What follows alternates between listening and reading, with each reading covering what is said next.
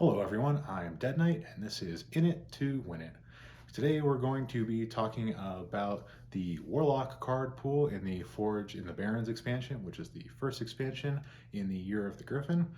Make sure that you click subscribe below to get all the updates about this channel.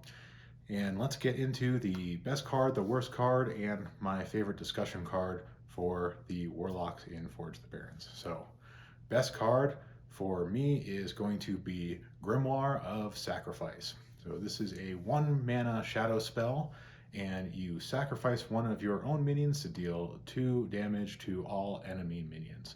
So this is a great card. There is no shortage of scrubs in Warlock to be sacrificed to the cause. That has always been the case. It's been very thematic for them, and it's one of the easiest ways to make the pain concept of Warlock work for you. So in Zoo Warlock, this could be a quick way to just jump down your opponent's throat with tempo by getting rid of one of your tons of minions to blow up their whole board. In a control Warlock deck, you can easily see this blowing up a Spirit Jailer or some other very cheap minion that has already done something useful for you, and using that as a 1 mana spell to blow up your opponent's board. So this is a card with lots of utility. You can run it in just about every deck. We already saw a similar card like this in Plague of Flames, which was a 1 mana spell that blew up all of your minions and took 1 minion out from your opponent's side in return for each one that you destroyed. So this one is only going to cost you 1 minion every time and is always going to deal 2 damage to your opponent's board. So in some situations it is much better than Plague of Flames.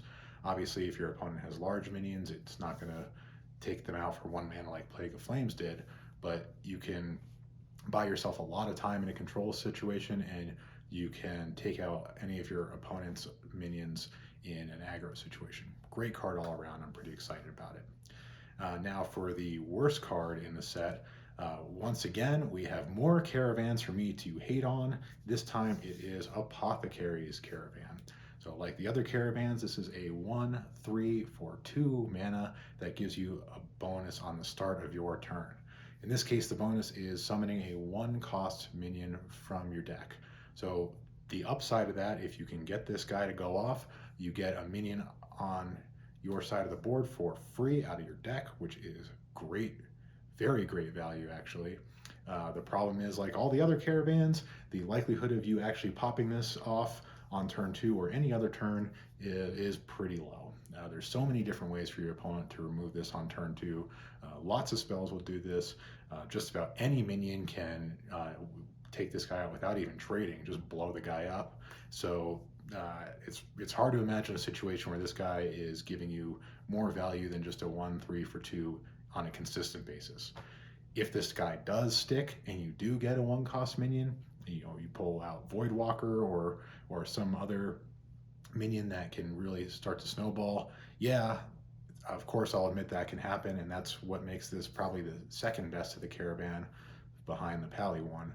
But even so, I think it's under 50% of the time it's going to actually do anything for you, and all in all, I don't think it's going to shine. As far as the discussion card, I am happy to announce that it will be Niru Fireblade. So Niru Fireblade is the capstone card for the new type of Pain Warlock that's coming out, which is blowing up your own deck. There are several cards in this set that pull cards out of your deck, like Altar of Fire and Soul Rend, which blow up your deck in return for either blowing up your opponent's deck or blowing up their board or doing something. And then there's some other synergies where if your deck has fewer than 10 cards, something good happens for you. So take it or leave it if you want to go with that whole archetype, but Niru Fireblade gives you the best of all worlds. If your deck is empty, then it is going to create a portal on your board that summons a whole board full of 3/2 minions at the end of all of your turns. So the good thing about this card is, even if you're not running the pain mechanic that blows up your own deck, you can still easily run out of cards as Warlock, especially with the life tap hero power drawing you extra cards every turn, and lots of different ways to draw cards as Warlock. So even if you're not running Pain, you can still play this as a finisher in case you go into fatigue. And Unlike previous cards like Chef Nomi, which one time Battlecry would fill your board with 6/6s, this is going to always fill your board with 3/2s. So you play this guy, you get the portal, you get a bunch of 3/2s, your opponent answers it, and then guess what? Next turn you get a whole board full of 3/2s again. So you have a constant steady stream of 3/2s even if your opponent can answer it.